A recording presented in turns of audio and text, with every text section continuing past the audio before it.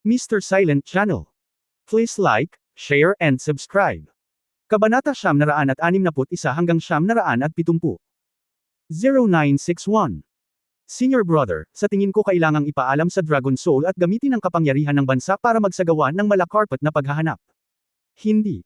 Kung ang Susan ay kailangang humingi ng tulong sa pambansang hukbo dahil sa isang mamamatay tao, paano iyon mangyayari? Hindi ba't nakakahiya na itapon ito sa buong mundo? Sa hinaharap, ang bansa ay magdududa din sa lakas ng ating sekta. Lahat ng 4 na nakatatandang kapatid ay namatay na, kaya may pakialam ka pa ba sa mukha na ito? Ang dignidad ng sekta ay higit sa lahat. Sa sandaling pumasok si Ye Fan, narinig niya ang ilang pangunahing pangalawang henerasyong disipulo ng paksayo ng Shushan na nagtatalo doon. Ang dakilang elder na si Ling Qingfeng, ang sect master na si Ling Baiguang, at ilang iba pang matatanda ay lumulubog na parang tubig ang kanilang mga mukha, at walang sinuman ang madaling magsalita. Nang makitang pumasok si Ye Fan, sunod-sunod na tumayo ang isang grupo ng mga talento. Nakita nilang lahat ang lakas ni Ye Fan at iginagalang ang young master na nagligtas kay Ling Yue. Mr. Ye, bumalik ka na ba? Nag-aatubili na nagpakita ng ngiti si Ling Baiguang, akala ko aabutin ng ilang araw para makapagsanay ka ng espada sa mga bundok. Umiling si Ye Fan at nagtanong, mayroon ka bang mobile phone charging cable? Nawalan ng kuryente ang mobile phone ko. Oh, maaari itong singilin sa mesa sa tabi ng dingding doon. Itinuro ni Ling Baiguang ang pangunahing bulwagan. Isang sulok. Noon lang napagtanto ni Ye Fan na mayroong isang mesa doon, isang wiring board na nakakonekta sa power supply, at 12 ng mga mobile phone ang nag-charge doon. Haha, kayo ngayon ay nasa isang pulong ng sinaunang martial arts sect, at lahat ay nagdadala din ng kanilang mga mobile phone upang i-charge ang mga ito. Naramdaman ni Ye Fan na ang isang grupo ng mga swordsman ay nag-charge pa rin ang kanilang mga mobile phone sa kakaibang bulwagan na ito, na medyo kawili-wili. Nagbago ang panahon. Bagamat ang lahat ay nagsasanay ng sinaunang martial arts, ang buhay ay nasa kontemporaryong panahon kung tutusin, at maraming tao ang kailangang tumawag sa telepono kasama ang kanilang mga miyembro ng pamilya pababa ng bundok paminsan-minsan, nakangiting sabi ni Ling Baiguang. Tumango si Ye Fan, lumapit at sinaksak ang charging cable, at sinabing, napakaganda nito. Sumasabay ito sa panahon. Hindi katakatakang mamanahin mo ang libu-libong taon. Ituloy mo lang ang pagsasalita, makikinig lang ako. Don't mind me. Napabuntong hininga si Ling Baiguang, alam ba ni Mr. Kayong tungkol sa trahedya na nangyari sa loob ng aming pintuan? Narinig ko ang sinabi ng nagpapatrulyang disipulo kanina, bakit, walang iniwan na impormasyon ang taong iyon? Tanong ni Ye Fan. Ang mga mukha ng mga taga-Susan na naruroon ay mapait, at ang ilan ay may komplikadong mga mata, na parang may naaalala. Sa totoo lang, ginamit ng mamamatay tao na pumatay sa aming 4 na magkakapatid. Lahat ng galaw ng espada ng aming paksayon ng Shushan, sabi ni Ling Baiguang na may mapait na ngiti. Natigilan sandali si Ye Fan, ibig mong sabihin, isang tao mula sa loob mo. Kahit na ang posibilidad ay hindi ibinukod, ngunit lahat ay mas hilig na ito ay isang taga-Susan na dumating upang mag-higanti, sabi ni Ling. Nang sabihin ito ni Baiguang, ang kanyang ekspresyon ay sobrang walang magawa at masakit. Si Pan Yi, na naruroon, ay sumimangot at nagsabi, Senior Brother in charge, kung siya talaga ang taong iyon noon, ginawa niya ang ganoong bagay, at ito ay nagpapatunay na ang pagpili ng master ay tama sa simula, at napatunayan din ito na ang pagpili ng senior sister ay tama. Hindi mo kailangang maging responsibilidad. Oo, senior brother, ito ang sariling problema ng senior brother, ikaw. Li Lihong. Ilang beses ko nang sinabi sa iyo. Hindi na taga-Susan natin ang taong iyon. Pinutol ni Pan Yi ang kalsada. Sa kalagitnaan ng pagsasalita, tinakpan ni Lilihong ang kanyang bibig at humihingi ng tawad, naging pabaya lang ako, huwag kang magalit. Nang marinig ito ni Ye Fan, marahil ay nagkaroon siya ng kaunting pangunawa, at sinabi, ang mamamatay tao na pinaghihinalaan mo ay ang pinakamatandang disipulo na dating tinanggap ni Ling Lao. Ni Ye Yuan. Sa wakas ay nagpakawala ng mahabang buntong hininga si Ling Qingfeng sa oras na ito, at sinabing, wala na kayong lahat, mag-ingat sa inyong mga sarili ngayong gabi, huwag masyadong magkalayo, matandang Rong at ilang matatanda, mag-isip tungkol sa mga hakbangin ng magkasama. Nang marinig ito ng isang grupo ng mga disipulo, natural na kailangan muna nilang umatras. Nang walang gaanong tao sa bulwagan, ngumiti si Ling Qingfeng at sinabi kay Ye Fan, Mr. Ye, Sword Master, anong pag-unlad ang nagawa? Hindi inisip ni Ye Fan na may dapat itago.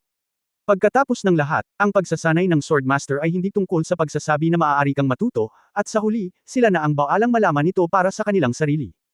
Pagkatapos na sulyapan ni Ye Fan ang eksena, nalaman niyang ang saber ng isang sikat na elder ay nakalagay sa mesa.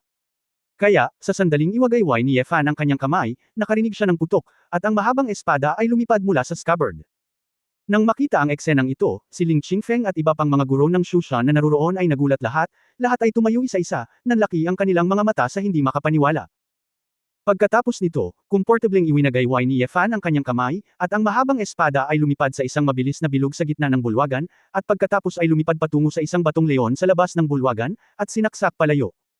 Ang lumilipad na espada ay tumusok sa solidong base ng batong leon, at pagkatapos ng isang bitik, tumagos ito mula sa kabilang dulo. Muling iwinagayway ni Ye Fan ang kanyang kamay, at ang espada ay bumalik sa scabbard sa mesa ng hindi nasaktan. Ang buong larawan ay tumagal lamang ng halos 5 segundo, ngunit natigilan na ang lahat sa eksena. Paano ito ginagawa? Bakit wala akong maramdamang lakas ng espada, pero kaya kong kontrolin ang espada? At ang kapangyarihan ng kontrol ng espada na ito ay hindi mas mahina kaysa sa nakatatanda, at ito ay mas kontrolado. Sophisticado. Maraming matatanda ang hindi kapanipaniwala, pagkatapos ng lahat, si Ye Fan ay nalantad pa lamang sa espada sa loob ng ilang araw. Bahagyang ngumiti si Ye Fan. Sa katunayan, ito ay isa lamang napakamagaspang na swordsmanship. Kapag tunay niyang naabot ang pinakahuling kombinasyon ng tao at espada, at perpektong pinagsama ang layunin ng espada, ang kapangyarihan, bilis, at maging ang iba't ibang mga diskarte sa pakikipaglaban sa espada ay lubos na mapapabuti. Gayunpaman, si Rao ay isang pinakapangunahing espada na may hawak na espada kaya namangha ang mga tao sa pangkat ng Shushan. Mr. Ye, paano mo nagawang kontrolin ang espada nang hindi gumagamit ng sword energy? Hindi napigil ang magtanong ni Ling Qingfeng. Sumagot si Ye Fan, Elder Ling, sa katunayan, sa palagay ko, ang sinabi mong Shushan School tungkol sa sword slashing ay ang pundasyon ng sword fighting skills, na hindi ganap na tama. Ang sword chi ay talagang ang pundasyon ng pag-unawa sa layunin ng espada, sa pamamagitan lamang ng pag-unawa sa layunin ng espada. At kapag pinagsama-sama ang mga tao at mga espada maaari silang matuto ng mga kasanayan sa pakikipaglaban sa espada. Ang mga matatanda sa pinangyarihan ay sunod-sunod na nag-usap, at ang kanilang mga mata ay puno ng pagtataka. Sword intent. Sa loob lang ng ilang araw, naintindihan na talaga ni Mr. Ye ang sword intent. Nagulat si Ling Baiguang. Hindi alam ni Ye Fan kung tatawa ba siya o iiyak, nagkamali kayo ng pagkakaintindi. Sa katunayan, ang galing ko ay gumamit ng mga espada. Naiintindihan ko na ang kahulugan ng mga espada, ngunit hindi mo pa sila masyadong nakikita. Nang marinig ito, hindi napigilan ni Ling Qingfeng na iangat ang kanyang ulo at bumantong hininga, nahihiya ang matandang lalaki. Oo nga. Hindi nakakagulat na ang mga buto ng espada ni Mr. Ye ay interesado sa mga kasanayan sa pakikipaglaban sa espada. Sa tingin ko noon, ang matanda ay gumagawa pa rin ng palakol, ang hilingin kay Mr. Ye na pumunta sa Shushan upang matuto ng eskrima ay talagang nahihiya. Halos mahiya si Ling Qingfeng na makita si Ye Fan, ang ginawa niya sa huwahay noon ay napakatanga. Hindi na kailangang sabihin ni Elder Ling, dahil hindi ko ito nilinaw sa simula. Tutal, hindi ako nag-practice ng mga panloob na kasanayan. Normal lang na hindi mo ako maintindihan. Ngumiti si Ye Fan at iwinagayway ang kanyang kamay. Pasensya na po. Kabanata 0962 isang karapat-dapat na pangalan. 0962. Tumango si Ling Qingfeng at mas magalang kay Ye Fan, kung makakagawa ka ng sword chi, isa ka ng mahusay na eskrimador. Ang malalim na swordsmanship ng sword wheel ay talagang isang henyo na hindi mahahanap at mauunawaan lamang. Pumasok kami. Ang Susan, ngayon, ay walang anumang sekta na nakakaunawa sa layunin ng espada, at ito ay bihira sa buong kasaysayan ng paaralan ng Shushan. Hindi katakatakang walang makakabisado sa espada. Ang susi ay upang makamit ang pagkakaisa ng tao at espada. Ang kaharian, ito ay sa totoong kahulugan, ang kaharian ng pantaong Taebak, ay mapapasok lamang sa pamamagitan ng pagpasok sa Dao gamit ang isang espada, napakataas ng pangangailangan para makapasok sa espadahan. May mga matatanda rin sa tabi niya na nag-uusap. Sumimangot si Ye Fan at nagtanong, mga matatanda, ano ang tabak ng tao? Mayroon bang ganoong kasabihan? Oh, Mr. Ye, maaaring hindi mo alam, ito ay isang uri ng ipinasa sa ating paksayo ng Shushan. Sinasabi na ito rin ay isang buod ng larangan ng espada ng ninuno na umalis sa espada, sabi ni Ling Baiguang. Talaga, gusto kong marinig ang mga detalye. Gusto ni Ye Fan na marinig ito. Tumango si Ling Baiguang at nagsabi, sinasabi na kapag naunawaan mo na ang kahulugan ng espada, nangangahulugan ito na nakapasok ka na sa kaharian ng pagtatanto ng daan gamit ang espada, at sa totoong kahulugan, nakapasok ka na sa makalangit na paraan ng espada. Ang unang kaharian na ito ay ang tao. Espada, bigyang pansin ang pagkakaroon ng espada sa kamay at espada sa puso, upang ang mga tao at mga espada ay maging isa. Ito ay walang espada sa kamay, walang espada sa puso. Nahiyang sabihin, naiintindihan natin ang larangan ng tabak ng tao, ngunit espada ng puso, at walang espada, hindi natin alam kung ano ito. Anong uri ng kaharian ang ipinamana lamang ng mga ninuno ng mga nakaraang dinastiya? Hoy! Walang espada, paano ka matatawag na eskrimador? Ito ay isang hindi maisip na kaharian.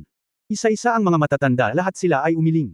Nakita ni Ye Fan na kawili-wiling marinig ito, ngunit mayroon pa ring ganoong pahayag. Bagamat maaaring iba ang pangunawa ng lahat sa Kendo, malabo niyang nadama na ang tatlong kaharian na ito ay dapat na isang pangkalahatang direksyon. Maraming salamat kay Sect Master Ling, naturuan ako, mahinhin na sabi ni Ye Fan.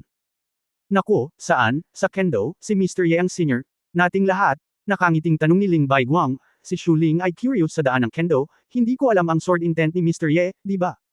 Anong sword intent? Kakaibang sinabi ni Ye Fan, ang sword intent ay sword intent, ano pa kaya iyon? Natigilan sandali si Ling Baiguang, at pagkatapos ay ngumiti, Mr. Singers, sa pamamagitan ng kanilang sariling pag-unawa sa layunin ng espada, ay makakaunawa ng isang pangalan na tumutugma sa kanilang sariling layunin ng espada. Parang, ang mga magulang ay magpapangalan sa kanilang mga anak, ang layunin ng espada ng eskrimador ay talagang isang natatanging simbolo ng eskrimador. Halimbawa, ay ang tagapagturo ng kanyang ama, noong siya ay nabubuhay, ay isa ring master na may layuning espada. Ang sword intent ng kanyang matanda ay pinangalanang White Crane, na sinasabing isang uri ng sword intent na napagtanto niya mula sa pag-uugali ng mga crane at ibon. Ang isa pang halimbawa ay isang nakatatanda sa Shushan, ang kahulugan ng espada ay pinangalanang love sickness, dahil ang kanyang pinakamamahal na asawa ay may malubhang karamdaman ng higit sa 10 taon at sa wakas ay namatay. Sa kurso ng Kendo, ang naiintindihan ng bawat eskrimador, at ang proseso ng pag-unawa, ay iba. Medyo nalungkot si Ye Fan, napakamot sa kanyang ulo, at sinabing, halos kalahating taon na ang nakalipas mula noong napagtanto ko ang sword intent, ngunit palagi kong nararamdaman na ang sword intent ay sword intent, at tila walang espesyal na pangalan na gusto kong kunin. Haha, Mr. Ye, hindi mo na kailangang isipin kung ano ang ipapangalan kay Jian Yi. Sa katunayan, ang pangalan ng Jian Yi ay nagmula sa iyong puso. Kapag naramdaman mo, natural na lalabas sa isip mo, hindi mahirap. Ito ay tinanggal sa buhay. Malamang na matagal mo nang hindi naiintindihan ang layunin ng espada. Kapag naging mas pamilyar ka sa iyong sword intent, natural mong makikilala kung ano ang tawag sa iyong sword intent. Kung tutusin, walang mga magulang sa mundo. Kilala mo ba ang sarili mong mga anak? Tumawa si Ling Qingfeng. Tumango si Ye Fan bilang pagsang-ayon, kaya hindi na niya inisip pa iyon. Marahil, habang patuloy niyang napagtanto ang pagkakaisa ng tao at ng espada, at ang layunin ng espada, lagi niyang malalaman kung ano ang layunin ng kanyang espada. Elder Ling, binanggit ko ang tungkol kay Yu Jianshu at Kendo. Hindi ko binanggit ang problemang naranasan mo sa pagkakataong ito. Kung kailangan mo ito, ikalulugod kong tulungan ka, sabi ni Ye Fan. Salamat, Mr. Ye, ngunit ngayon hindi namin alam kung ang mamamatay tao ay ang kontrabida na inupahan ko noon. Kapag nagpakita na siya, malalaman namin kung ano ang susunod na gagawin, sabi ni Ling Qingfeng. Saglit na nag-alinlangan si Ye Fan at nagtanong, maginhawang sabihin sa akin kung ano ang nangyari noon. Dahil ang taong iyon ay ang pinakamatandang disipulo ni Elder Ling, dapat siyang maging magalang. Paghihiganti. Naramdaman ni Ye Fan na sakaling magkaroon ng biglaang pakikipagtagpo sa isang assassin, kailangan niyang malaman ang sanhi at epekto bago siya makapagdesisyon. Si Ling Qingfeng at ang iba ay mukhang komplikado at hindi masabi, ngunit sinabi ni Ling Baiguang, Mr. Tumango si Ye Fan at lumabas ng hall kasama si Ling Baiguang patungo sa guest room. Habang nasa daan, sinabi ni Ling Baiguang na may bakas ng kalungkutan sa kanyang mukha, ang taong iyon, si Zhang Chen. Ay dati nating nakatatandang kapatid. Nanatiling tahimik si Ye Fan, nakikinig sa mga alaala ni Ling Baiguang, noon lang niya nalaman ang pangkalahatang konteksto. Na noong si Zhang Chen ang punong disipulo ni Ling Qingfeng noon, ang kanyang talento ang pinakamataas sa mga kapwa niya apprentice. At the same time, nahuhumaling din siya sa Kendo, kaya napakabata niya at promising. Noong panahong iyon, kahit na si Ling Baiguang ay anak ni Ling Qingfeng, palagi siyang mas mahusay kaysa kay Zhang Chen. Noong panahong iyon, parehong nagustuhan ng magkapatid ang kanilang kapatid na babae, si Liu Xinming, ang biolohikal na ina ni Ling Yuwei na maagang pumanaw. Si Liu Xinming ay maganda at may magandang personalidad mula pa noong bata pa siya, at napakapopular sa paaralan ng Shushan. 15 o 16 na taong gulang, si Liu Xinming, na umiibig sa simula ng kanyang buhay, ay humanga kay Zhang Chen, na mayabang at malamig sa kanyang pagiging espada. Kahit na si Zhang Chen ay nagsasanay ng espada sa halos lahat ng oras, gusto pa rin siyang hanapin ni Liu Xinming. Natural na gusto rin ni Zhang Chen si Liu Xinming, ngunit kadalasan, wala siyang oras para samahan siya. Noong panahong iyon, inakala ng lahat ng mga sekta na sina Zhang Chen at Liu Xinming ay isang tagmang ginawa sa langit. Sa hindi inaasahang pagkakataon, para makapag-aral ng sword intent, si Zhang Chen ay gumugol ng higit sa 2 taon sa pag-urong o nag-ensayo sa labas ng higit sa 2 taon sa loob ng 3 taon. Sa panahong ito, tahimik akong nagmamalasakit kay Liu Xinming, at madalas kong sinasamahan si Liu Xinming upang maibsan ang pagkabagot. Si Ling Baiguang, na inaakala ng lahat ay panaginip lamang, ay unti-unting pinasaya si Liu Xinming. Marahil ay unti-unti siyang nagbago mula sa isang babae patungo sa isang mature na babae, at ang kanyang kalooban ay nagbago mula sa isang ideya na humahabol sa bituin sa isang pagnanais para sa isang time na relasyon. Napagtanto ni Liu Xinming na sa puso ni Zhang Chen, siya ang palaging pangalawa, ngunit sa mundo ni Ling Baiguang, siya ang una. Sa napakaraming taon, alam ni Ling Baiguang na gusto niya ang nakatatandang kapatid na lalaki, ngunit hindi siya tumigil sa pag-aalaga sa kanya ng tahimik, at nagbayad ng hindi iniisip na bumalik, na nagpagising din kay Liu Xinming. Ang pagsasama ay ang pinakamahabang pagtatapat. Kabanata 0963 Aminin ang tagapayo. 0963. Noong oras na iyon, sinabi ng aking ama na ikakasal niya ako sa isang manugang. Kung tutuusin, ang aming pamilya Ling ay kakaunti at malayo, at ako ay nag-iisang anak na lalaki ng aking angkan. Kung hindi ako nanatili kanina, ang tatay ko at ang mga tao sa angkan ay there will always be opinions. Nahihirapan ako at hiniling ko sa aking ama na bigyan ako ng kaunting oras. Gusto kong tanungin ng malinaw kung ano ang iniisip ni Xinming. Ano ako? Hindi ko inaasahan noong tinanong ko si Xinming kung gusto ko ba akong makasama. Hindi nagdalawang isip si Xinming, sinabi niyang payag siyang pakasalan ako. Sa pagsasalita tungkol dito, ang mga mata ni Ling Baiguang ay napuno ng init, ngunit may bahid din ng kalungkutan. Akala ko magpapakasal ako sa isang kakaibang babaeng angkan, at pagkatapos ay magiging estranghero ako kay Xinming. Ngunit natupad ni Xinming ang aking pangarap, at mabilis kong hinikayat ang aking ama na magpakasal kami. Kung tutuusin ay isang tagalabas si Xinming, ngunit hindi ibig sabihin na nawasak ang dugo ng angkan, at pumayag ang aking ama. Hindi ko lang inaasahan na sa araw ng kasal, tumakbo pabalik si Kuya Zhang Chen. Hindi niya kami binati, ngunit pinagalitan kami sa lugar, na sinasabi na kami ay mga mangangalo niya. Naramdaman ni Zhang Chen na ang tatay ko ang nagpapakasal kay Xinming habang wala siya, at pagkatapos ay naramdaman ko na ako ang lihim na nanligaw sa babaeng gusto niya. All in all, hindi niya matanggap, kami ni Xinming sa realidad ng pagpapakasal, pakiramdam niya lahat kami ay kontrabida na nagtaksil sa kanya. Pinangarap ni Xin na magpaliwanag sa kanya, at gusto siyang pigilan sa paggawa ng kalokohan, ngunit hindi siya nakinig at nasaktan ng iilan sa aking mga kapatid. Hindi ko kinaya, pero hindi ko siya kayang labanan. Pagkatapos ng 10 round, natalo ako. Sa ang katapusan, ang aking ama ang nagpilit sa kanyang paglilinang, nasugatan siya, at nagpatalsak sa kanya mula sa dibisyon. Bumantong hininga si Ling Baiguang at sinabing, kung tutuusin, kasama natin siya mula pa noong bata pa siya. Nang lumaki si Shushan, itinuring siya ng aking ama na parang sarili niyang anak. Ngunit marahil ito ay dahil siya ay sanay na sa kanya mula pa noong siya ay bata, at lahat ay pinupuri siya, at kahit na paulit-ulit na sinasabi na sa lalong madaling panahon, ang ulo ng Susan ay papalitan niya. Nang siya ay pinatalsik mula sa kanyang dibisyon, nagbanta siya na sa malaot madali ay babalik siya sa Susan at gagamitin ang lahat ng kanyang natutunan mula sa paaralan ng Susan upang hugasan ng dugo ang Susan. Malinaw na tumango si Yefan at sinabing, so, this time sa tingin mo ay si Zhang Chen. Bumalik. Sumimangot si Ling Baiguang, sa totoo lang, may iba pang ebidensya na nagpapaisip sa atin. Oh, anong ebidensya? Espada, ang espada ng aking puso, sabi ni Ling Baiguang na may kaunting pagtatampo sa kanyang mga mata, ang ating Shushan ay namumuno, pagkamatay ng disipulo, ang espada ay dapat ibalik sa Tibetan Sword Pavilion. Matapos mamatay ang aking asawa, ang espada ay ibinalik sa Kangjan Pavilion. Ngunit noong gabi lamang bago kami bumalik sa Shushan, ang alagad na nagbabantay sa Kangjan Pavilion ay napatay, at ang espada ni Xinming ay ninakaw. Ikaw fan. Ngumiti ng pilit. Ang ganitong hakbang ay halos isang tiyak na bagay, na sinasabi sa lahat na si Zhang Chen ay bumalik. Ang punto ay, para kay Ling Baiguang, ito ay hindi lamang nawalan ng espada, ito ay nilalapastangan ang kanyang namatay na asawa. No wonder baka sa mukha niya ang galit. Alam ba ni Miss Ling kung ano ang nangyari noon? Tanong ni Yefan. Napakaraming tao sa Shushan ang nakakaalam tungkol sa nakaraan. Kahit na hindi namin sabihin sa kanya, matagal na niyang narinig ang tungkol dito. Kaya lang hindi masyadong malinaw ang mga detalye, sabi ni Ling Baiguang. Gustong sumama ni Yefan. Pagkatapos ng lahat, maraming tao ang namatay sa sekta, kahit na hindi nila alam ang tungkol dito noon, dapat alam na ito ni Ling Yue sa pagkakataong ito. Kung gayon, ano ang iniisip ni Miss Ling? Tanong ni Yefan. Napabuntong hininga si Ling Baiguang, ano ang may isip niya, hindi pa niya nakikita si Zhang Chen, sa tingin niya ay masamang tao ito, iyon lang. Nag-aalala ako na baka atakihin ni Zhang Chen si Xinming at ang aking anak na babae, kaya inayos ko ang ilang mga disipulo na magbabantay sa pintuan ng babae. Ang babaeng iyon ay nagreklamo pa rin sa akin ngayon, na sinasabi na siya ay masyadong napigilan, at sumisigaw na bumalik sa huwahay, talagang sumasakit ang ulo ko. Bahagyang ngumiti si Yefan, nagsasalita lang si Miss Ling, talagang alam niya na ang ulo ni Ling ay isang mabuting ama. Sa sandaling ito, bigla siyang nakarinig ng sigaw mula sa direksyon ng likod na bundok. Nasusunog na. Bilasan mo at patayin mo ang apoy. Nasusunog ang Kangjan Pavilion. Lahat, magmadali at patayin ang apoy. Parehong nagulat sina Yefan at Ling Baiguang nang marinig nila ang tunog. Nasusunog ang Kangjan Pavilion. Sulit na sulit. Pagtingin ko sa malayo, nakita kong may apoy doon. Hindi ko napansin kanina, pero ngayon nakakaloka.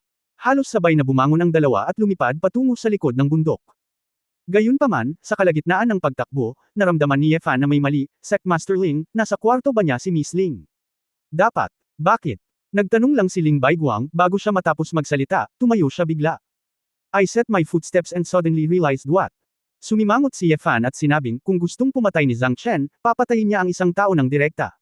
Bakit siya lilikha ng apoy? Alisin ang tigre sa bundok at bumili ng oras. Katatapos lang magsalita ni Ling Baiguang, ngunit napalingon na si Ye Fan at tumakbo. Sa bilis ni Ye Fan, huminga siya ng 2 beses at tumakbo pabalik sa guest room.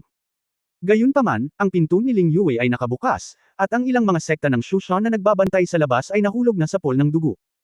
Maya-maya ay dumating si Ling Baiguang, at nang makita niya ang eksenang ito, ang kanyang mukha ay naging asul at duguan mula sa kanyang mga mata. Zhang Chen. Galit na galit si Ling Baiguang na halatang kinidnap ang kanyang anak. Natagpuan ni Ye Fan na sa isang sulok sa hindi kalayuan, mayroong isang mabilog na figure na gumagapang sa lupa, tulad ng isang matabang uod. Jiang Xiaobai. Sigaw ni Ye Fan, itong taong grasa, nakikilala niya sa isang sulyap. Sa sobrang takot ni Jiang Xiaobai ay lumingon siya at nanginginig na sinabi, Ye. Mr. Ye, hinahanap mo ba ako? Kalokohan. Nasaan ang nakababatang kapatid mong si Ling Yue? Galit na tanong ni Ye Fan. Noon lang natuklasan ni Ling Baiguang na sa mga apprentice na inayos niya para protektahan si Ling Yue, mayroon pa ring love apprentice na nabubuhay. Xiaobai. Anong nangyayari? Anong nangyari ngayon lang? Nagmamadaling tanong ni Ling Baiguang. Saglit itong pinag-isipan ni Jiang Xiaobai, at agad na sumigaw ng, wow, pagkatapos ay umakyat sa gilid ni Ling Baiguang, niyakap ang hita ng Panginoon, at sumigaw, Guru. Walang silbi ang iyong disipulo. Ngayon lang dumating ang isang guro, at siya ang mga junior at kapatid ay pinatay, ang apprentice ay malubhang nasugatan, at nabigo siyang pigilan ang kapatid na babae, at nabigo siyang pigilan ang junior niya. Malubhang nasugatan. Diretsyong napag-alitan si Ye Fan, sinipa ang taong matabang isang sipa. Hindi ba't nataman ka lang sa puweten mo? Grabe ka nasugatan. Patay na ang kapatid mong junior, at nakahandusay ka sa lupa at nagkukunwaring patay. Pinapanood ang kapatid mong babae na kinikidnap. Ye Fan Zhao nang makita ang sitwasyon ng taong matabang ito, hindi siya masyadong lumaban. Sinampal siya ng espada, at umamin na lang siya at natamba. Natuklasan na ni Ling Baiguang ang problemang ito. Sa sobrang galit niya ay halos samuka siya ng dugo, nanginginig ang kanyang mga kamay, hinawakan niya si Jiang Xiaobai sa kwelyo, pinandilatan siya ng mata at sinabing, Terika. Napakagahaman mo sa buhay at takot sa kamatayan, makikita ito kahit ng sarili mong mga kaklase. Kung mamatay ako, laslasan kita ng isang palad ngayon. Pagkatapos magsalita, itinaas ni Ling Baiguang ang kanyang kamay, pinaikli ang kanyang espiritual na enerhiya, at binasag ang Heavenly Spirit cover ni Fatty gamit ang isang palad. Kabanata 0964 Matalinong pagpili. 0964. Naging berde ang mukha ni Jiang Xiaobai, at hindi siya nang ahas na pigilan o tumakbo palayo sa kanyang amo, kaya mabilis lang siyang sumigaw, may mga pahiwatig ang disipulo. May mga pahiwatig. Guro, patawarin mo ako. Mga pahiwatig. Nakasimangot si Ling Baiguang, anong clue? Alam ng disipulo kung saang direksyon siya tinakbo, para madala kanya sa paghabol. Sabi ni Jiang Xiaobai na may mapait na mukha. Nang marinig ito ni Ye Fan, dali-dali niyang sinabi kay Ling Baiguang na ibaba ang matabang lalaki, at sinabing, huwag kang magsalita ng walang kaparirikan, saang direksyon. Kung ang kabilang partido ay aalis na may kasamang bihag, tiyak na hindi niya pipiliin na tumakbo sa paligid, dahil iyon ay maantala ang pagsisikap, at ito ay hindi kinakailangan. Sa kasong ito, naniniwala si Ye Fan na sa sarili niyang bilis, maaaring mahabol niya. Nagmamadaling itinuro ni Jiang Xiaobai ang kanyang kamay sa timog at sinabing, pumunta ka na lang doon. Wala pang 1 minuto. Agad na sinabi ni Ye Fan, Secmaster Ling, hahabulin ko muna siya, hahanapin ko ito pagdating ng oras, at padadalhan kita ng mensahe. Lokasyon ng mobile phone. Mr. Ye, please. Nagpapasalamat na sabi ni Ling Baiguang. Hindi umimik si Ye Fan, ang kanyang katawan ay kumalat na may napakabilis na pagsabog, na nagdala ng malakas na hangin, na ikinagulat ni Jiang Xiaobai. Tuwang-tuwa si Ling Baiguang nang makita niya ang hindi makataong bilis na ipinakita ni Ye Fan. Kung ganoon kabilis, baka mahabol pa niya. Pagtingin sa katabi niyang apprentice na hindi nang ahas na iangat muli ang ulo, nandidiri siya sa bakal na hindi maaaring gawa sa bakal at sinabing, bakit ko tinanggap ang isang walang kwentang apprentice na tulad mo? Gusto mo bang magalit sa akin para magkasundo? Umiling si Jiang Xiaobai sa karaingan, sinabi, Guru. Makatwiran, masyadong mataas ang cultivation base ng taong iyon, mamamatay ako kapag umakyat ako. Imbes na mamatay ako, baka dito na lang ako humiga, hindi ako makapagsumbong sa iyo at sabihing wala na siya. Saan? Tapos namatay ang mga kapatid mo sa harap mo, wala ka bang pakialam? Tanong ni Ling Baiguang. Nawala sandali si Jiang Xiaobai, sinabi ko sa kanila na tumakas. Hindi nila ako tinakasan, at sinabi nilang duwag ako, at hindi ko mapigilan. Guro, hindi nila kailangang mamatay sa simula pa lang, hindi ko talaga sila mailigtas. Guro, para maging makatwiran, matalino akong panatilihin ang mga berdeng burol para hindi ako mag-alala tungkol sa pagsunog ng kahoy. Pula at puti ang mukha ni Ling Baiguang.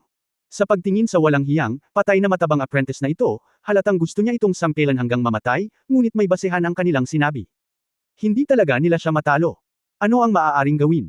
Sa malaot madali, magagalit ako sa iyo, nakaramdam si Ling Baiguang ng kirot sa kanyang puso. Bakit? Naguguluhan si Jiang Xiaobai.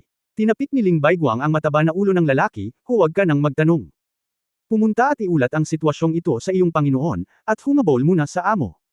Si Jiang Xiaobai ay amnestya, nagmamadaling tumango, pagkatapos ay tinakpan ang kanyang kwitan, at tumakbo palabas. Matapos tumakbo ng ilang hakbang, tumalikod siya at nagtanong, Guro, pwede bang maglagay muna ako ng gintong gamot sa aking kwitan? Pumunta ka at magulat. Umungol si Ling Baiguang. Nagulat si Jiang Xiaobai, at hindi na siya nang ahas na magsalita ng walang kaparirikan. Nagmamadali siyang tumakbo kay Ling Qingfeng na may magaan na trabaho. Kasabay nito, sa madilim na kagubatan. Nagrampa si Ye Fan sa bilis na hindi niya alam kung gaano kabilis. Hinabol niya ito sa isang tuwid na linya. Gayunpaman, nang lumipad siya ng 5 minuto, isang kakaibang bayan ang lumitaw sa kanyang harapan. Kung titingnan ang kalat-kalat na mga ilaw sa kalye, ang mga depressed na kalye, at ang mga sira-sirang gusali, paano magkakaroon ng kahit anong the figures of Chen and Ling Yue? Sumimangot si Ye Fan, maling direksyon ba ang sinundan niya sa kalagitnaan? Si Zhang Chen ay hindi tumakbo sa isang tuwid na linya. Ano man ang mangyari, makakarating lang muna si Ye Fan sa bayan. Anyway, ang bayan ay hindi malaki, kaya siya ay nagmula sa pinakamalapit na malayo, subukan upang makahanap ng mga pahiwatig sa pamamagitan ng paghinga pangunawa. Sa isang madilim na silid, ang hangin ay amoy ng mababang pabango at mga pampaganda. Ang mga dingding ay natatakpan ng mga poster ng ilang magagandang babae, at sa buong silid, maliban sa isang malaking kama, halos wala ng iba. Ang isang buong bungkus ng mga bagay na ginamit sa pagitan ng mga matatandang lalaki at babae ay naiwan sa kama at sa ilang mga sulok at drawer, na hindi nakatago. Nanay! Nanay! Inihagis si Ling Yue sa malaking kama, ang kanyang mga air pocket ay pilit na tinatakan, ang kanyang mga paa ay masakit at mahina, at ang kanyang bibig ay muling nilagyan ng tape. Pagtingin niya sa lalaking nakaitim sa kanyang harapan ay naramdaman niya ang takot sa kanyang puso. Hindi mailalarawan. Ang lalaking ito ay nakasuot ng itim na windbreaker at may hawak na itim na bakal na espada. Magulo ang buhok niya hanggang balikat, medyo kulay abo ang kutis, pula ng dugo ang mga mata, at puno ng dugo ang mga mata, parang vampira. Hahayaan kitang magsalita, ngunit mas mabuting huwag kang sumigaw, kung hindi. Gagawin kitang katulad nila. Ang paos na sabi ng lalaki, at tinuro ang banyo sa loob. Nang makita ni Ling Yue ang nasa banyo, napabuntong hininga siya at puno ng takot ang kanyang mga mata. Nakita kong duguan ang mga katawan ng dalawang nakahubad na babae sa sahig ng banyo. Malinaw, ang dalawang babae ay ang may-ari ng tindahan sa bahay na ito, ngunit pagkatapos na makilala ang lalaking ito, hindi lamang sila kumikita, ngunit binawian din ng kanilang buhay. Nang makitang tapat si Ling Yue, ngumisi ang lalaki at pinunit ang tape. Ang magagandang mata ni Ling Yue ay puno ng luha, at sinabi niya na may bahid ng galit, ikaw. Ikaw si Zhang Chen. Haha, mukhang may nagbanggit na sa akin sa iyong pamilya. Saka dapat mong malaman. Ikaw ina, sa akin orihinal, di ba? Nakangiting sabi ni Zhang Chen. Umiling si Ling Yue, walang nagmamay-ari, pinili ng nanay ko ang tatay ko, at pinili niya. Kung talagang gusto mo ang nanay ko, dapat mo siyang igalang. Tumahimik ka. Tumitig si Zhang Chen na may mapupulang mga mata, sinabi niya, ano ang alam mo? Ito ang walang hiyang lalaki ni Ling Baiguang, hinukay niya ang aking sulok. At si Ling Qingfeng, ang immortal na anak ng isang asong babae, ay patuloy na sinasabi sa akin na magsanay ng mga espada ng mabuti at ipasa sa akin ang posisyon ng ulo, ngunit sa huli, ito ay upang ipagkalat ako, upang ang kanyang anak na lalaki ay angkinan ng babae na dapat ay sa akin. Sinundan ako ni Zinming mula pa noong bata siya, ako lang ang nasa puso niya, at hindi niya pinapansin ang tanggang Ling Baiguang na iyon. Kung hindi dahil sa sabuatan ng kanilang mag-ama para linlanggan si Zinming, paano maipanganak itong maliit na asong tulad mo? Kalokohan mo ang sinasabi mo. Mahal na mahal ng tatay ko ang nanay ko, at kahit dahil sa kanya, hindi na siya nag-asawa pa. Mas gugustuhin niyang dalhin ang kahihiyan ng pamilya at hindi na magpalaki pa ng mga anak. Sa ganoong tunay na pag-ibig, syempre siya ang pipiliin ng aking ina. Wishful thinking ka lang na may gusto sa'yo ang nanay ko, pero ang pagkagusto ay hindi katulad ng pag-ibig, ayaw mo lang aminin na natalo ka sa tatay ko, isa kang self-righteous poor bastard. Galit na sagot ni Ling Yue. Kumunot ang noo ni Zhang Chen, kawawang bastard. Little girl. Parang hindi mo naiintindihan. Sino ang kawawang uod ngayon? Hindi ko ito pinansin noon, ngunit ang anak ni Zinmeng ay ipinanganak na katulad niya. Ninakaw ni Ling Baiguang ang aking Zinmeng, ngunit siya ang anak na babae ay pinalaki ng gusto, hehe. Oo naman, mayroong reincarnation sa daan ng langit, ang utang na ito ay nasa iyo na magbayad. Nakatingin kay Zhang Chen. Nabaliw hanggang sa punto ng pagiging abnormal sa pag-iisip, si Ling Yue ay labis na natakot at walang magawa. She subconsciously wanted to step back, pero hindi sumunod ang katawan niya. Pagkatapos, mahabang panahon, baka hindi na siya makaalis. Pinunit na ni Zhang Chen ang kanyang trench coat at inabot ang kwelyo ni Ling Yue. Kabanata 0965 Blood Evil. 0965. Boom! Nagkaroon ng malakas na pagkabasag ng ingay, ang mga bintana ng bahay ay marahas na nabasag, at ang mga tipak ng salamin ay nahulog sa lupa. Isang figure ang sumugod sa bahay na parang mabigat na kanyan. Walang kamalay-malay na umatras si Zhang Chen at tumingin sa lalaking biglang sumulpat ng may pagtataka. Hindi niya napansing may lumalapit kanina. Nang makita ni Ling Yue ang lalaking biglang sumulpat sa silid, tuwang-tuwa siya na halos hindi na siya umiyak, Ye Fan. Hindi niya akalain na ang isang lalaking hindi nakita sa loob ng 2 araw pagkatapos lumabas para magsanay ng espada ay lalabas na parang magic weapon sa oras na ito. Si Ye Fan ay talagang may matagal na takot, ngunit sa kabutihang palad ay hindi siya sumuko at piniling hanapin ang maliit na bayan na ito na parang kumot, at sa wakas ay napagtanto na mayroong isang sinaunang martial artist dito. Tila kung dumating siya makalipas ang 1 minuto, hindi maiisip ang mga kahihinatnan. Sino ka? Malungkot ang mukha ni Zhang Chen, hindi niya makita ang cultivation ni Ye Fan, ngunit malinaw na hindi ordinaryong tao si Ye Fan. Hindi siya pinansin ni Ye Fan, ngunit naunang naglakad patungo sa kama, binuhat si Ling Yue, at tumagos sa ilang malalaking butas sa kanyang katawan na may kapangyarihan ng langit at lupa. Ngayong napalakas na niya ang kanyang pangunawa sa sword intent, naging mas bihasa siya sa paggamit ng kapangyarihan ng langit at lupa, at nagagawa na niya ang ilang bagay tulad ng dati niyang paggamit ng panloob na enerhiya. Gayunpaman, ang kapangyarihan ng langit at lupa ay hindi nakaimbak sa dantian ni Ye Fan, ngunit sa pagitan ng langit at lupa, kaya mula sa pananaw ng tagalabas, wala pa ring kultibasyon si Ye Fan. Pakiramdam ni Ling Yue ay naging mas komportable ang kanyang buong katawan, ngunit naguguluhan din siya, hindi alam kung paano ito ginawa ni Ye Fan. Hindi ka ba nasaktan? Tanong ni Ye Fan na may maamong ngiti. Hindi, gaman sandali si Ling Yue. Hindi niya alam kung bakit, bagamat hindi niya alam kung gaano kalalim ang lakas ni Ye Fan, ngunit naramdaman niya na kasama si Ye Fan, hindi na kailangang matakot si Zhang Chen. Nang makitang hindi siya sinagot ni Ye Fan, ang mga mata ni Zhang Chen ay sobrang malamig at mahigpit. Hinugot niya ang itim na bakal na saber sa kanyang baywang ng may putok. Ang itim na talim ay parang isang itim na kidlat, at ito ay isang matalim na pahilig na stroke patungo kay Ye Fan. Ang pagguhit ng espada na ito ay nagpapakita na ng mga kasanayan sa kendo ni Zhang Chen, walang mga karagdagang galaw, at bawat detalye ay ginagawa ng mabilis, tumpak at walang awa. Nararamdaman ni Ye Fan na ang paglilinang ng taong ito ay umabot na sa larangan ng pagmumuni-muni at pagiging perpekto. Bilang karagdagan, siya ay isang eskrimador, at ang kanyang kapangyarihan sa pakikipaglaban ay higit na pambihira kaysa sa isang martial artist. Ayaw din niyang kunin ang espada, pero nandoon si Ling Yue sa likod niya, kaya hindi niya ito direktang naiwasan.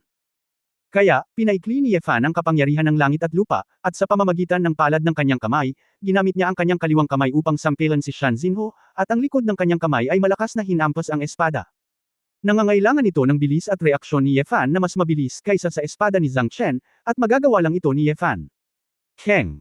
Sa isang metal na tunog, nabuksan ang itim na bakal na espada.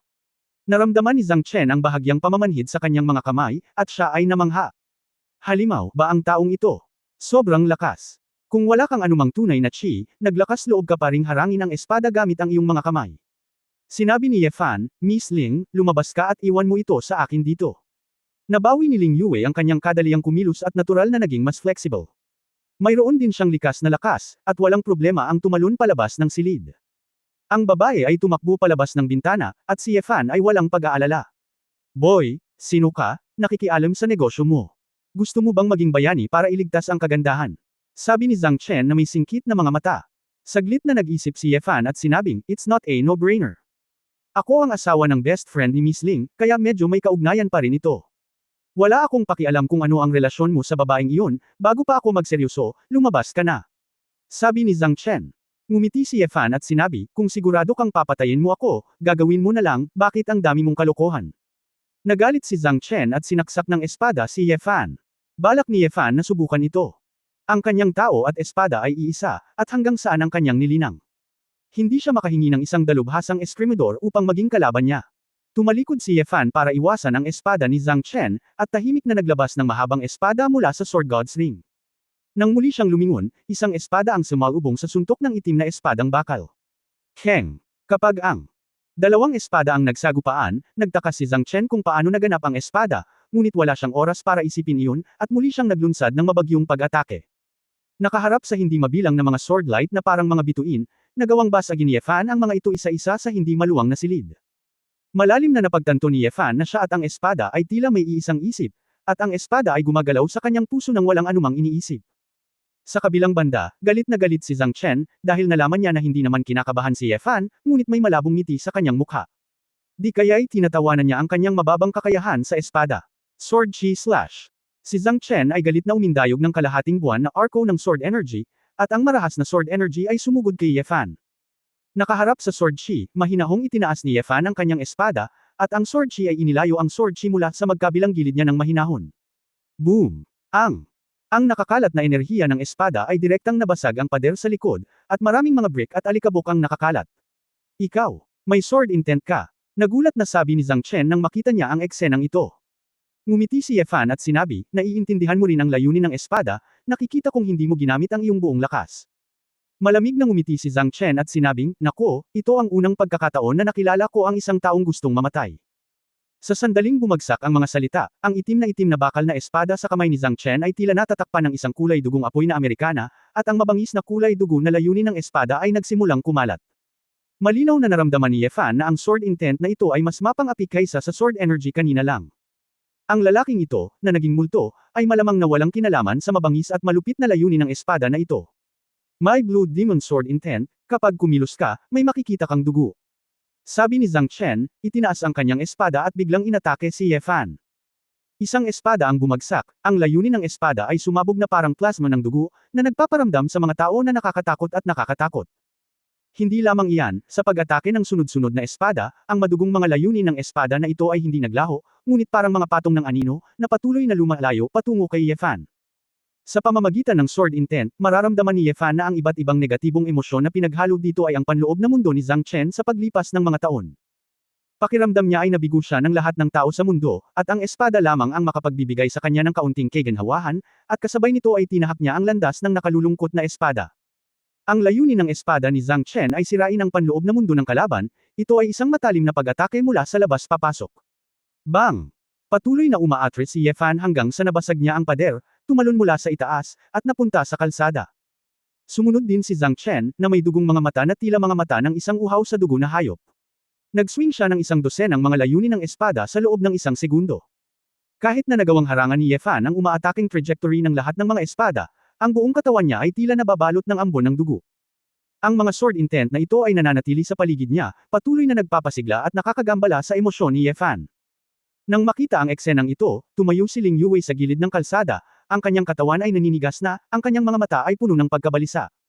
Kabanata 0966 My Sword Intent 0966. Natuklasan din ni Ye Fan na talagang pambihira ang madugong sword intent na ito.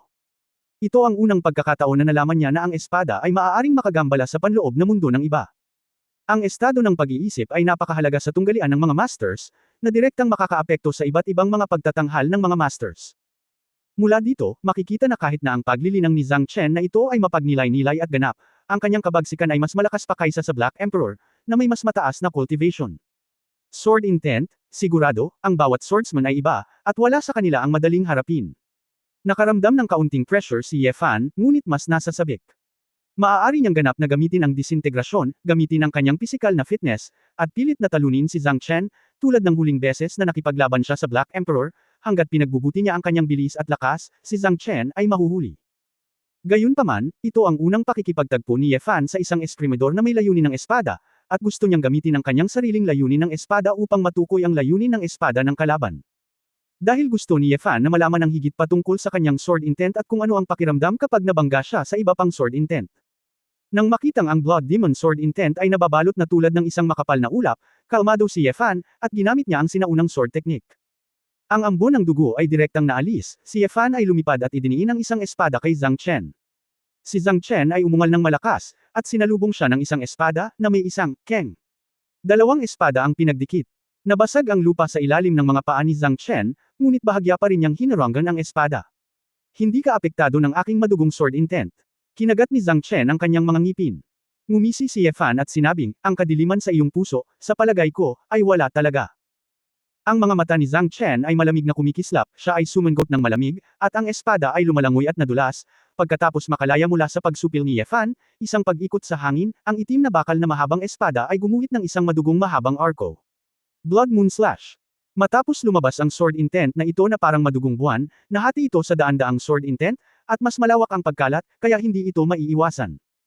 Nang makita ito, direktang sinaksak ni Yefan ang isang espada, at ang layunin ng espada ay nanginig at lumikha ng isang alon ng hangin, tulad ng isang shockwave, na tumusok sa 12-12 ng dugong espada sa kanyang harapan. Tila inaasahan din ni Zhang Chen na hindi makokontrol ng hakbang na ito si Yefan, kaya bumalik siya ng maaga, at ang Zuan Taijian ay sumayaw na may mga sword lights, na naglalabas ng dagwang sword net. Blood Evil Skynet. Ang sword intent attack ni Zhang Chen ay maaaring ilarawan bilang airtight. Patong-patong ng lambat ng espada, kahit na ito ay hiwa-hiwalayan, agad itong mag-condense, at maiisip ang puwersa ng pagsupil. Alam. Si Yefan ay nag-awit ng ilang mga espada ng sunod-sunod, at nalaman na kahit na maaari niyang masira ang ilang mga lambat ng espada, wala itong mahalagang epekto.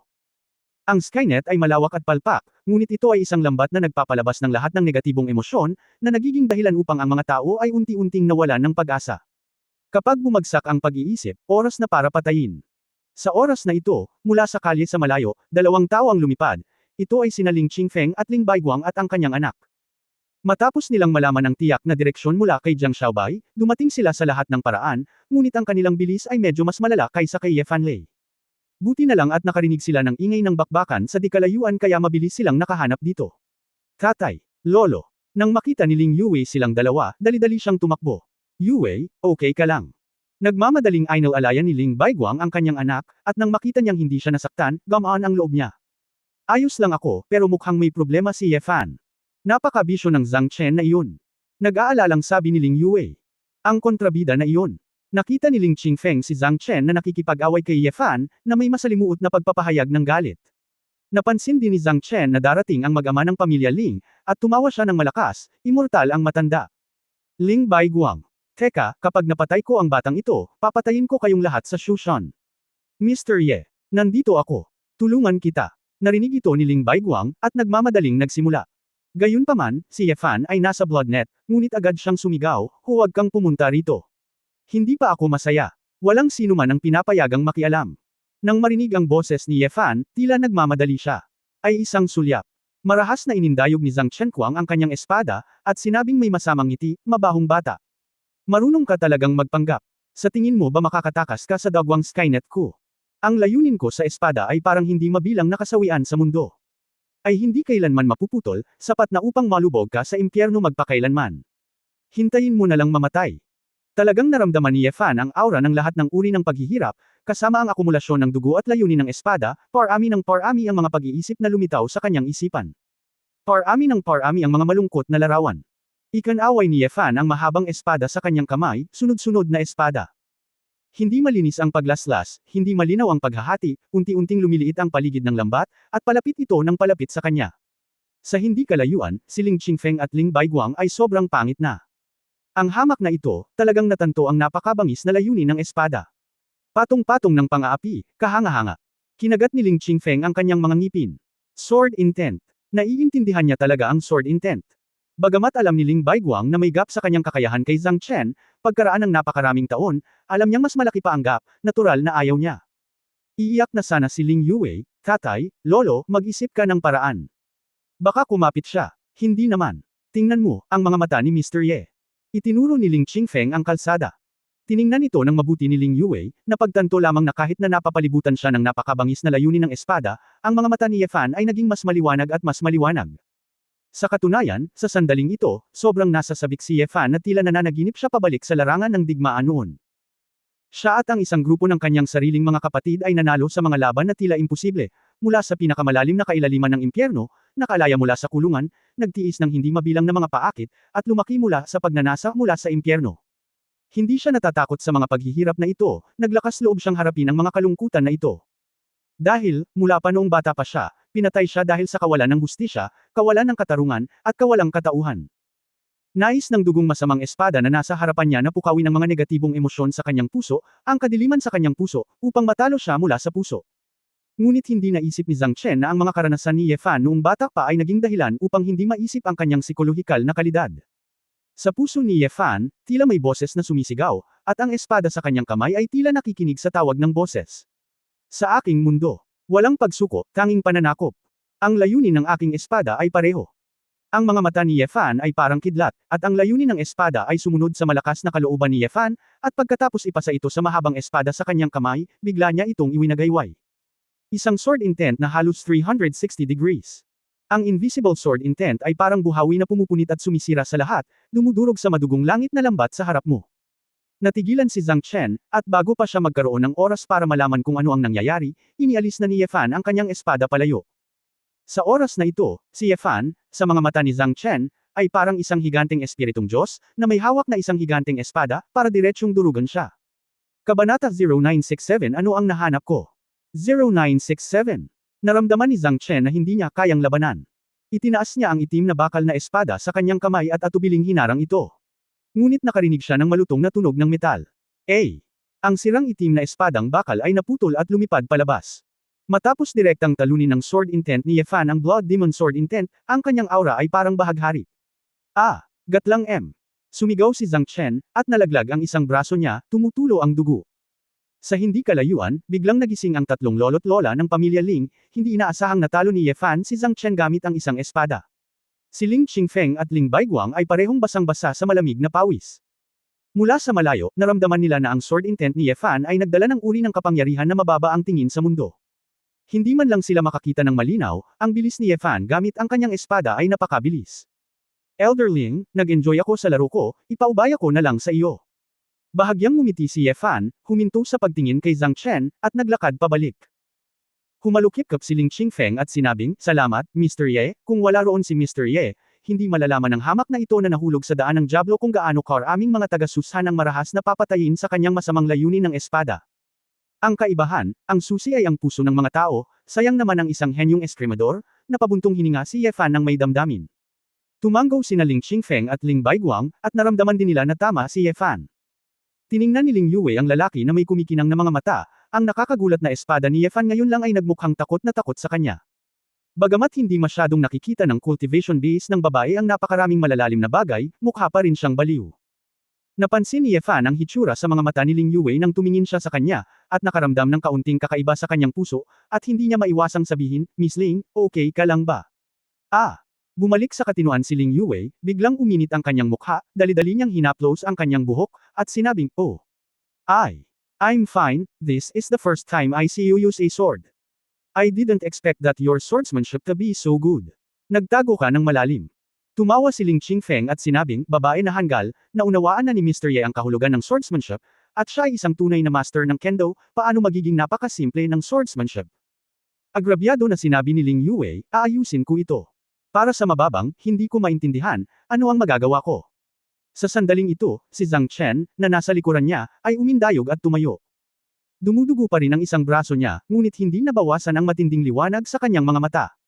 "Immortal ka, swerte ka, may taong masungit na tumulong sa iyo. Pero huwag mong isipin na tapos na ito, kahit mamatay ako, matatapos din ang paksayon mo sa Shushan." Sabi ni Zhang Chen, biglang tumingala sa langit at tumawa, "Ziming. Nandito ako para hanapin ka." Pagkatapos magsalita, direktang tinampol ni Zhang Chen ang kanyang noo gamit ang palad ng kanyang kaliwang kamay. Huwag. Aakyat na sana si Ling Baiguang para pigilan siya, ngunit wala siyang oras. Sa isang iglap, pinatay ni Zhang Chen ang kanyang sarili, nang nakabukas ang kanyang mga mata, nahulog siya sa pool ng dugo. Nagulat din sina Ling Qingfeng at Ling Yue, walang nag-isip na si Zhang Chen ay hindi man lang tatakas, ngunit pinili ang pagpapakamatay. Bakit? Ang mga mata ni Ling Baiguang ay kumikinang at ayaw. Mula sa simula hanggang sa pagtatapos, hindi siya sineseryoso ni Zhang Chen, at hindi man lang nag-abalang magsabi ng kahit ano sa kanya. Marahil, sa sandali ng kamatayan, hindi itinuring ni Zhang Chen si Ling Baiguang bilang isang tunay na kalaban, isang kaaway lamang na gusto niyang patayin. Tiningnan ni Ye Fan ang nawalang likod ni Ling Baiguang na may kaunting awa, bagaman si Ling Baiguang ang naging padre de pamilya at pinakasalan ang babaeng gusto niya. Ngunit ang kanyang mga kalaban sa kanyang buhay ay hindi kailanman naglagay sa kanyang paningin. Kahit na, hindi nila binigyan ng pagkakataon si Ling Baiguang na patunayan ang kanyang sarili. Gayunpaman, ang mas pinapahalagahan ni Ye Fan sa sandaling ito ay ang sinabi ni Zhang Chen bago siya mamatay. "Ano ang ibig mong sabihin, kahit wala siya, maaga o huli ay matatapos ang susan?"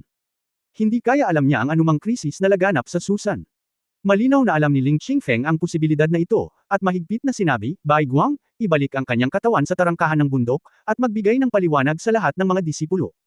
Kailangan nating imbestigahan kung mayroon siyang ibang partido, pakiramdam ko. Biglang naubusan si Zhang Chen itong mga araw na ito, at marami na naman siyang kakayahan, natatakot ako na hindi ito kasing simple ng paghihiganti lang.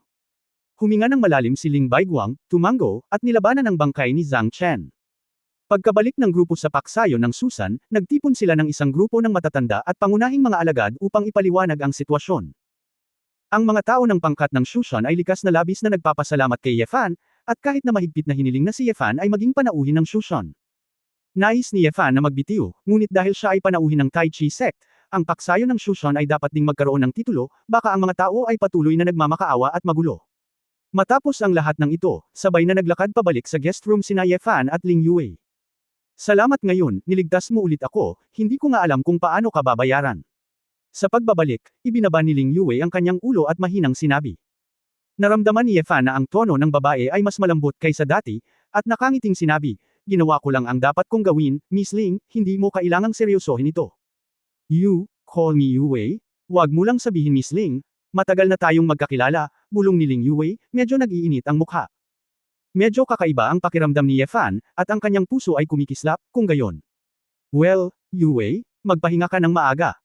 Naglakad ang dalawa papunta sa pintuan ng silid, at nagsimulang makita sa isip ni Ye Fan na naliligo muli si Ling Yue, kasama pa ang halatang malabo na damdamin ng babae, natakot si Ye Fan na kung hindi niya mapigilan, may mangyayari.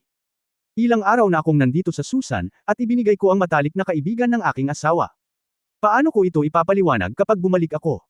Kinagat ni Ling Yue ang kanyang mga labi at ngumiti, tumangala at sinabing, sige, maliligo muna ako, at pagkatapos ay matutulog na ako, magandang gabi.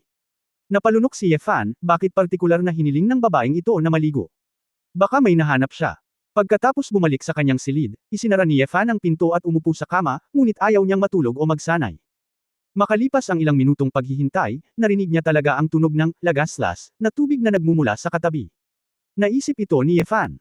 Anyway, napanood na niya ito ng higit sa isang beses, at hindi mahalaga kung napanood niya ito ng higit sa isang beses. Kaya, dahan-daang lumakad si Ye Fan sa dingding at tumingin sa. Pagkatapos panoorin ito ng 7 o 8 minuto, si Ye Fan ay nanunood ng may kasiyahan, at ang pagring ng telepono ay halos natakot siya. Oops! Sa ilalim ng mga pangyayari na mayroong isang puwang, ang boses ng telepono ay dapat na lumipas, at ang pagsilip na ito ay naging halata. Nagmamadaling kinuha ni Ye Fan ang telepono, tumakas na parang bug zone ng hangin, at kinuha ang telepono. Hey, tumingin si Ye Fan sa direksyon ng banyo ng may kaba, na parang hindi tumugon si Ling Yue. Sa kabilang dulo ng telepono, dumating ang matamis na boses ni Su Qingzhou, asawa, ano ang ginagawa mo? Ay, asawa ko, nagsasanay lang ako. Si Ye Fan ay sadyang sumigaw ng medyo mas malakas, para marinig si Ling Yue sa katabi. Narinig din. Kabanata 0968. 0968. Si Su Qingzhou ay nagbigay ng, oh, at may kaunting hinanakit na sinabi, asawa, hindi mo man lang ako gusto. Ilang araw mo na akong hindi tinatawagan. Narinig ito ni Ye Fan at nahihiyang sinabi, bakit? Ay how can I miss you? Nagkataon lang na nagpractice ako ng swordsmanship sa mga bundok nitong 2 araw, at walang signal. Who knows kung totoo o hindi ang sinabi mo, hindi naman sa nakakita ka ng magagandang babae sa Susan, at nakipag-usap sila sa mga bulaklak. Tama. Nag-alinlangan si Su Qingzhou. Biglang pinawisan si Ye Fan sa kanyang noo at naisip, hindi alam ng matalik mong kaibigan kung mahalaga ito.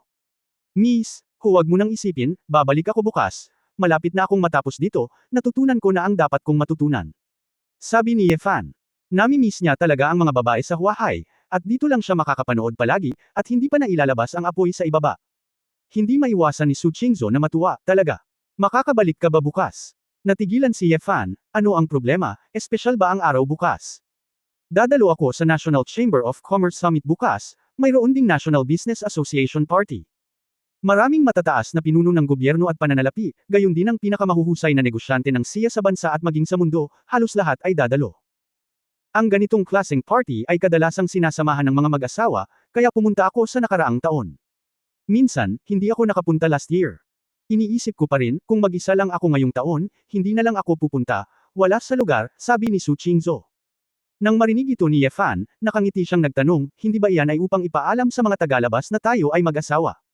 Hindi bale, ang mga makakadalaw sa party na iyon ay pawang mga high-level na tao, at hindi nila ito isa publiko kung saan-saan. At saka, Halos isang taon na tayong kasal, mabuti na dahan daw ang ipaalam sa lahat, sabi ni Su Qingzhou. Naisip ito ni Ye Fan, at talagang hindi mahalaga, ipaalam sa mga tao, gayunpaman, hindi nila kailangang pakialaman ang mga opinyon ng mga tagalabas. Agad na nagtanong muli si Su Qingzhou, asawa, kumusta si Weiwei sa mga araw na ito, nag-away ba kayo ng pamilya? Naalala lang ni Ye Fan na hindi pa siya masyadong nagtanong tungkol sa mga plano ni Ling Yue sa hinaharap, kaya sinabi niya, magtatanong ako bukas. Why are you doing this? I don't care at all. I sent her a message. Ayon sa sinabi niya, I really want to return to Huahai to work again as soon as possible. If you can help her, please help to persuade her family. Sabi ni Su Qingzhou. Naisip ni Ye Fan sa kanyang sarili, ito ay pribadong bagay ng ibang tao, paano siya makikisali? Ngunit tumugon muna siya, baka turuan pa siya ni Su Qingzhou ng ilang salita. Pagkatapos ibaba ang telepono, nalaman ni Ye Fan na huminto ang naliligo na boses ni Ling Yue. Tila walang nahanap ang babae kaya humiga siya sa kama at huminga ng malalim. Sa huling gabi sa Susan, matulog ka lang sa kama na ito. Ito ay matatagpuan sa isang kahangahangang malapalasyong mansyon na matatagpuan sa kabisera ng India. Isang maid na nakasuot ng gray na gauze na palda ang pumasok sa bulwagan, sa tabi ng bathtub na puno ng mga petals. Isang babaeng may mahabang itim na buhok, nakatalikod, ang nakaupo sa gilid ng bathtub. Kahit nakatingin lang sa kalahati ng likod, ramdam na ang mapang-ipang aura ng nakatataas. Ang katulong ay mapakumbabang lumuhad sa lupa, ibinaba ang kanyang ulo, at sinabi, Sir Death, patay na si Zhang Chen. Natahimik sandali ang babae, at pagkatapos ay nagtanong ng hindi lumilingon, mayroon pa ring mga tao sa paksayo ng Shusha na kayang talunin ang kasalukuyang Zhang Chen. Si Zhang Chen ay hindi pinatay ng mga tao mula sa paksayo ng Shushan, ngunit bumalik lang si Lucifer sa kaharian ng Sia at muling pumunta sa paksayo ng Shushan. Hindi ko alam kung bakit, at nanatili doon ng ilang araw. Ito ay oras na para sa aksyon ni Zhang Chen. Ay nabangga ni Lucifer, hindi siya ang kalaban ni Lucifer. Kaya, matapos putulin ang kanyang kamay, nagpakamatay siya. Matapos makinig sa ulat ng kasambahay, ang kamatayan ay nagbigay ng, at tila walang emosyonal na kaguluhan. Alam na pipiliin mong magpakamatay, nakakatuwa pa rin ito. Dapat kang umatras, hayaan ang iba na tumira sandali, at siguraduhin hindi magpapakita ng anumang pahiwatig si Zhang Chen. Saka lang tayo makakapagpatuloy sa susunod na hakbang. Mahinang sabi ni Death. Sundin ang utos, ang mga alipin ay nagretiro. Dali-daling umatras ang katulong, nang ahas na huwag istorbohin ang maluwag na pagligaw ng amo. Hanggang sa isang tao lang ang namatay sa paligan ay tila bamulong siya sa sarili, Lucifer, Ye Fan. Susan. Pagkatapos matulog hanggang kinaumagahan, lumabas ng kwarto si Ye Fan pagkatapos maligo. Tila direktang sinundan siya ni Ling Yue matapos makinig sa kanyang mga galaw. Ling. Yue, babalik ako ngayon sa Huahai, at hiniling ako ng asawa ko na dumalo sa isang national business party kasama niya, diretsyong sabi ni Ye Fan. Hindi masyadong nagulat si Ling Yue nang marinig niya ito. Alam ko, nabanggit ko ito noong nakipag-chat ako kay Xiaoshuo sa WeChat kahapon, sinasabing gusto kitang tawagan pabalik, at tinanong ako kung ano ang ginagawa mo. Miss na miss ka ng asawa mo. Ngumiti si Ye Fan, oo, wala akong backbone sa bahay, kung tutuusin. Then miss mo na siya. Biglang tanong ni Ling Yue. Natigilan si Ye Fan saglit, pagkatapos ay tumanggaw ng malakas, syempre gusto ko. Ngumiti din si Ling Yue at nagsabi, kailan ka babalik, umaga ba ang flight o hapon? Nagkibit-balikat si Ye Fan, the sooner the better, wait. After breakfast, umalis na kami, wala na rin namang gagawin. By the way, babalik ka ba sa Huahai? Walang magawang sinabi ni Ling Yue, gusto ko ring bumalik, ngunit kailangan akong ipakilala ng aking ama at ng aking lolo sa angkan. Ang mga lalaki dito, kung hindi ako makikipag-blind date, hindi nila ako pababayaan. Masarap payagan kang makipag-blind date, pero pinilit kitang halikan ng iyong anak. Natawa si Ye Fan, ayoko, malaking bagay. Tumanggi ka lang, hindi ka ba makakabalik sa trabaho? Ngumiti si Ling Yue at sinabing, oo, kaya matyaga akong maghihintay ng ilang sandali. Kapag wala silang mga lalaking ipapakilala, maaari akong bumalik sa paggawa ng pelikula. Nagkwentuhan ang dalawa at pumunta sa dining place. Nang makita sina Ling Qingfeng at Ling Baiguang, ipinaliwanag din ni Ye Fan ang kanyang intensyon. Bagamat labis na ikinalulungkot ng mag-ama ng pamilya Ling na hindi na sila makapagtanong patungkol sa kendo, alam nilang hindi nila ito kayang itago. Mr. Ye, mayroong isang hindi magandang kahilingan, isang taong inaasahan ni Ling na papayag ka, biglang sabi ni Ling Baiguang. Itinaas ni Ye Fan ang kanyang kamay, leader ng sekta Ling, pwede ka lang, gagawin ko ang lahat para tumulong. Agad na tinawag ni Ling Baiguang ang isang disipulo, at pagkatapos ay inutusan ang isang tao na tawagan si Jiang Xiaobai sa pinangyarihan. Si Jiang Xiaobai ay natutulog pa rin ng huli sa kama, at nang siya ay hilahin papasok sa restaurant, siya ay tulala pa rin, ang kanyang mukha ay lalong namamaga, at siya ay mukhang napakataba. Master, ano ang tawag mo sa akin? Hindi ko na kailangang bumangon sa umaga para magsanay ng mga espada. Masakit. Masakit ang puweten ko. Humikab na tanong ni Jiang Xiaobai.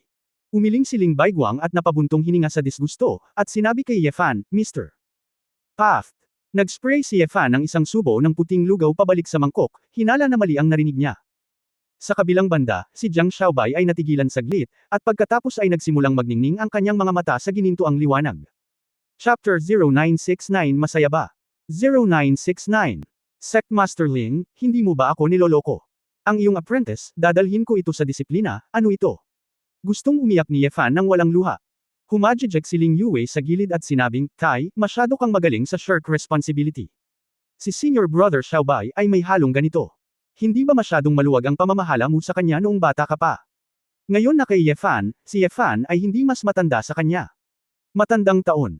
Sinabi ni Ling Baiguang na may seryosong mukha, Mr. Ye, nahihiya akong sabihin, sa katunayan, hinayaan ko siyang bumaba ng bundok kasama mo.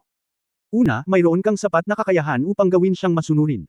Pangalawa, I consider myself talented no, sa kendo, wala talagang dapat ituro sa apprentice na ito. Bagamat tamad at mahiyain ang munting bagay na ito, hindi naman masama ang kanyang ugali, at kakaiba rin ang kanyang talento sa kendo. Kung kaya niyang nasa tabi ni Mr. Ye, maaari siyang alagaan. Siya ang pinakamahusay para sa kanya. Ang pananatili sa Susan, mag-aaksaya lamang siya ng kanyang oras, at bilang isang master, hindi ko talaga alam kung paano siya tuturuan. Naiintindihan ito ni Ye Fan kapag narinig niya ito. Sa katunayan, ang talento ni Jiang Xiaobai ay mas mataas kaysa kay Ling Baiguang. Sectmaster Ling, may gagawin ako sa sarili ko. Gusto ko talagang dalhin ko siya pababa ng bundok. Natatakot ako kadalasan, maaari ko lang ayusin ang isang utusan para sa kanya at hayaan siyang kumilos ng mag-isa. Hindi ko siya mapapanatili sa lahat ng oras, sabi ni Ye Fan. Mr. Ye, kahit ano pa ang ipagawa mo sa kanya, mas makabuluhan pa kaysa matulog sa Susan araw-araw, di ba? Mapait na bamantong hininga si Ling Baiguang. Hindi alam ni Ye Fan kung tatawa o iiyak. Pagkarinig nito, parang ganoon ang nangyari. Fatty, handa ka bang bumaban ng bundok kasama ako? Tanong ni Ye Fan kay Jiang Xiaobai. Payag ako. Napag-isipan ko na. Sabi ni Jiang Xiaobai sa kalagitnaan, at nalaman niyang hindi ito masyadong maganda, kaya mukha siyang malungkot muli, pinunasan ang kanyang mga mata, at sinabing, ako. Medyo nag-aatubili lang na isuko ang master, ayaw isuko ang master. At ang mga kapatid sa bundok. Ngunit, ang ambisyon ng lalaki ay nasa lahat ng direksyon, kung ako ay nasa bundok, mukhang hindi ito masyadong maganda. Tumigil ka sa pag-utot, umiling si Ye Fan. Mr. Ye, hindi ako umutot, sabi ni Jiang Xiaobai. Sabi ko umutot ang bibig mo.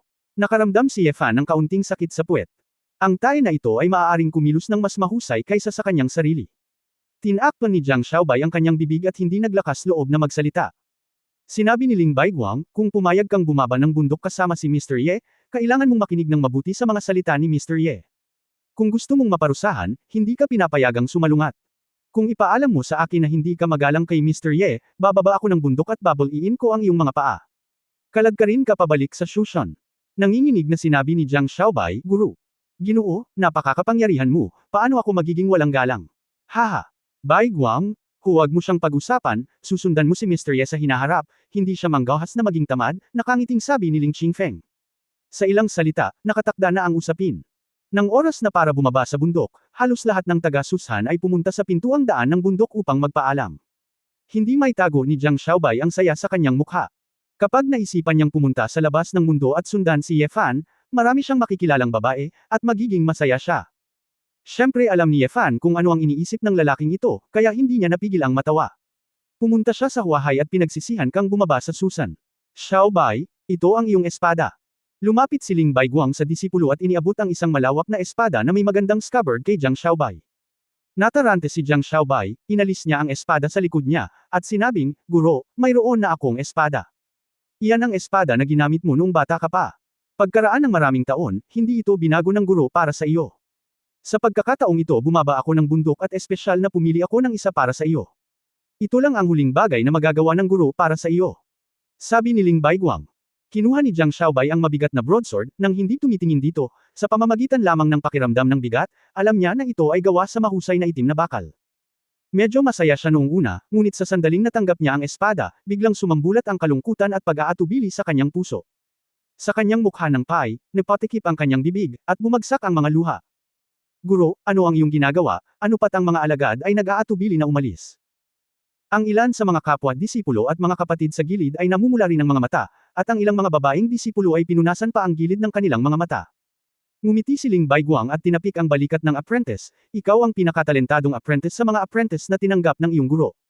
Bagamat hindi mo maaaring kunin ang posisyon ng pinuno ng Shushan sect sa hinaharap, sana ay sundan mo si Mr. Ye at maging numero 1 eskrimedor sa Susan.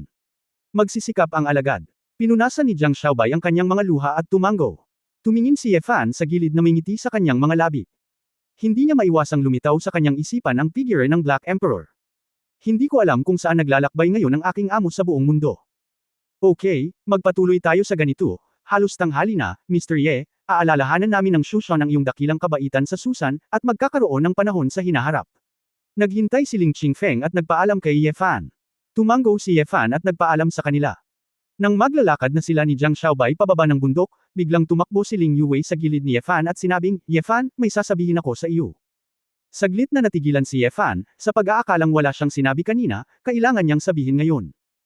Sumenya si Ling Yuwei sa kanya at hiniling na ilagay ang kanyang tainga doon, at pagkatapos, sa tabi mismo ng tainga ng lalaki, tinanong niya ito sa mahinang boses, nasiyahan ka ba sa panunood nito?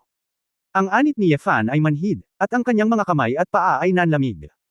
Parang isang balde ng tubig na sili ang nabuhusan ng tubig sa mukha, at ang matandang mukha ay namula at halos tumakas.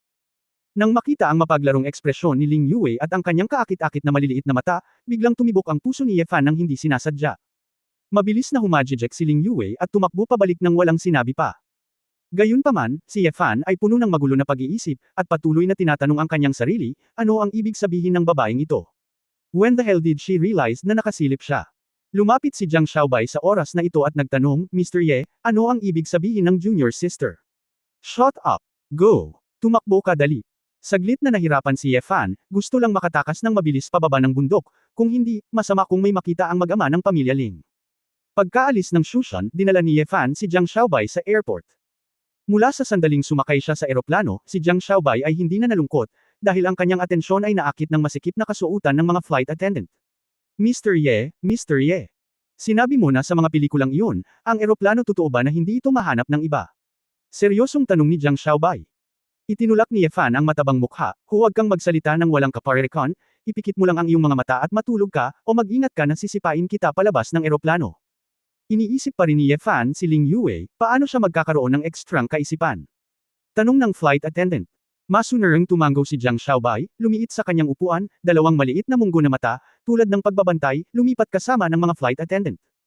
Walang kamalay-malay, bumaba sila ng eroplano, kinuha ang nakacheck na espada, at ang dalawa ay handa nang maglakad palabas ng airport. Ngunit pagdating niya sa exit hall ng airport, si Jiang Xiaobai, nakaliwat kanan ay nakatingin, biglang nabangga ang isang babaeng nagmamadali. Oo. Ang babae ay umiyak, nahulog sa lupa, at ang kanyang malita ay nahulog. Tila nakahagod ang kanyang braso sa espada sa Amerikana ni Jiang Xiaobai, dahilan para mapanghiwi siya sa sakit. Kabanata 0970 Zishi sa mata ng tumitingin. 0970. Hindi inaasahan ni Jiang Xiaobai na makakabangga siya ng babae, sa pag-aakalang nakita ito ng kabilang partido. Nang makita niyang bumagsak sa lupa ang dalaga, kinakabahan siyang yumuko, sinusubukang hilahin ang dalaga. Girl, okay ka lang ba? Hindi masyadong nag-isip ang babae, iniabot niya kay Jiang Xiaobai ang kanyang kamay, at tumayo mula sa lupa. Hinawakan ni Jiang Xiaobai ang kamay ng babae, at ang kanyang puso ay kumikilos. Nang makita niya ang itsura ng dalaga ay tumirik ang mga mata nito. Ayos lang, pasensya na, sumasakay ako ng bus, mauna na ako. Nagmamadali ang dalaga, kinaladkad ang kanyang malita, at mabilis na tumakbo palayo. Hanggang sa tumakas ang dalaga ng walang anino, nanatiling nakatingin sa kanya si Jiang Xiaobai. Itinulak ni Ye Fan ang lalaki, Hoy, Fatty Bai, ano ang tinitingnan mo? Lumingon si Jiang Xiaobai sa pagkamangha at sinabing, Mr. Ye, napakaganda ng babaeng iyon, tinawag niya ako. Maganda. Hindi yun inisip ni Ye Fan. Sa kanyang opinyon, katamtaman ang facial features ng dalaga. Medyo pandak siya at walang laman. Ang mga damit na isinuot niya ay mukhang mura, at maaaring sumugod siya sa Huawei upang magtrabaho. Kung gusto mong sabihing maganda siya, hindi naman masama, pero kung sasabihin mong maganda siya, hindi naman ganoon kaganda. Kahit sinong babae sa paligid ni Ye Fan ay papatayin siya ng ilang bloke sa loob ng ilang segundo. Nagstay ka ba sa Mount Shu at nakakita ng napakakaunting mga babae, lahat ay isang magandang babae, iyon ba ay isang kagandahan tulad ng iyong junior sister Ling? Ang babaeng iyon ay karaniwan, sabi ni Ye Fan. Umiling si Jiang Xiaobai, hindi. Mr. Ye, sa tingin ko ay maganda siya. Mas maganda pa siya kaysa kay junior sister Ling. Hindi napigilan ni Yefan ang matawa. Tinataya na ang bawat isa ay may iba't ibang aesthetics. Ang hitsura ng batang babae ay tumugma lamang sa gusto ni Jiang Xiaobai. Dahil dito, napakaraming mga pangit na lalaki ang pumapares sa magagandang babae, mga gwapong lalaki na nakakaparehas ng mga pangit na babae, at hindi maintindihan ng mga tagalabas kung sila ay makikitang charismatiko sa paningin ng kanilang mga manliligaw. Okay, kahit anong gusto mo, bakit hindi ka sumakay sa bus? Humanap ka ng pagkakataon na mapalapit sa kanya. Nakangiting tanong ni Yefan. Si Jiang Xiaobai ay naligalig saglit, hindi ko alam kung saan siya tumakbo ngayon, at gusto ko siyang makita, paano ko siya kakausapin?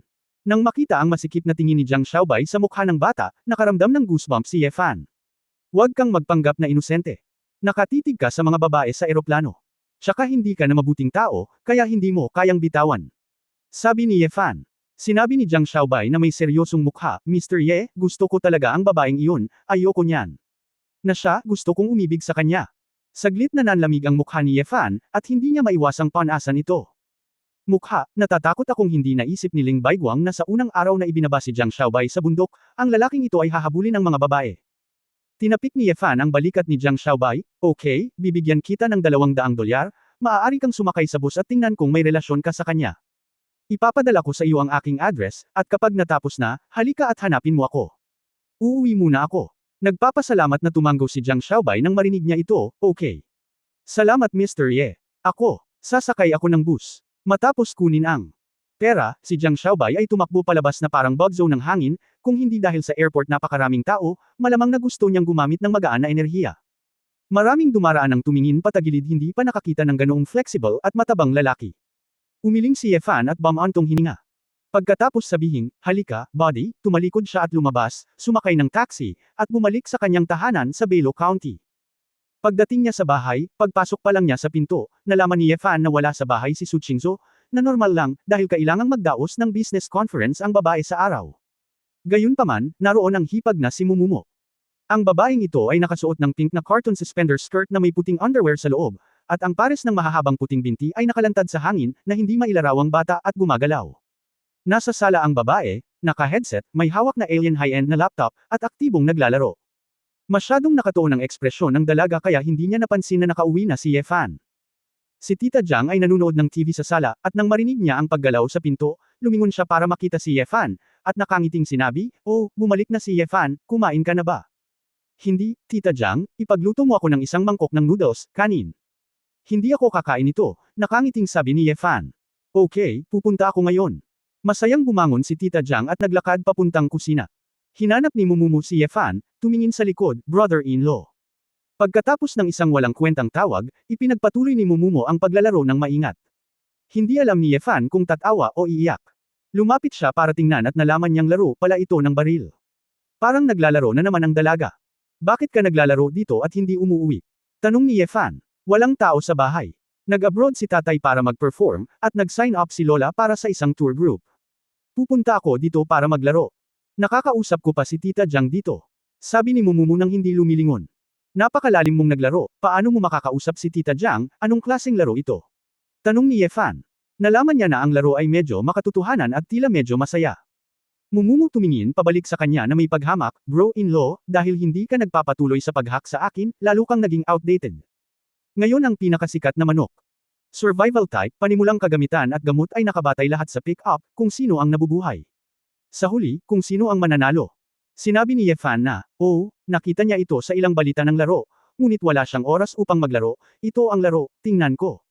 Bilang siya ay nagsasalita, ang karakter ni Mumumu ay biglang nagsimulang damyugo, at pagkatapos na barilin ng ilang beses sa isang hilera, siya ay nahulog sa isang bush.